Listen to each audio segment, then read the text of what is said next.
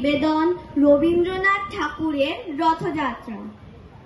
রথযাত্রার দিন কাছে, তাই রানী রাজাকে বললে, চলো রথ দেখতে যাই। রাজা বললে, আচ্ছা। ঘোড়াশাল থেকে ঘোড়া বেরোলো, হাতিশাল থেকে হাতি, ময়ূর পঙ্খী যায় সারে সারে, আর বল্লম হাতে সারে সারে সিপাই সাজে।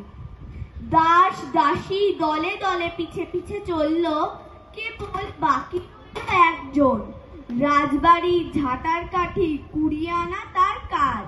সর্দার এসে দয়া করে তাকে বললে, ওরে তুই যাবি তো আয়।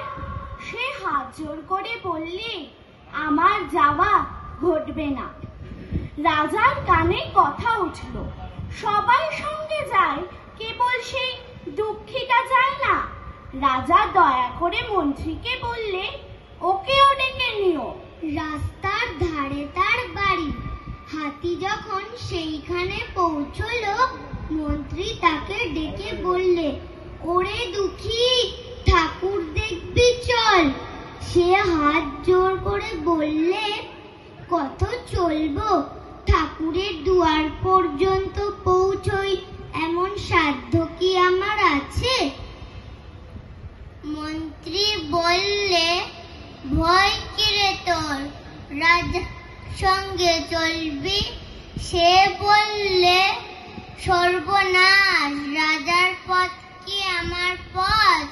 মন্ত্রী বললে, তবে তোর উপায়, তোর ভাগ্যে কি রথযাত্রা দেখা ঘটবে না?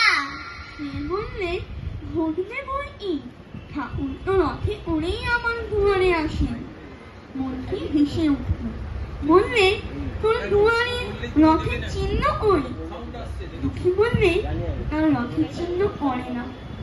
মন্ত্রী বললে, কেন বলতো? দুঃখী বললে, তিনি যে আসেন পুষ্পক রথে। মন্ত্রী বললে, ওই রেশে রথ।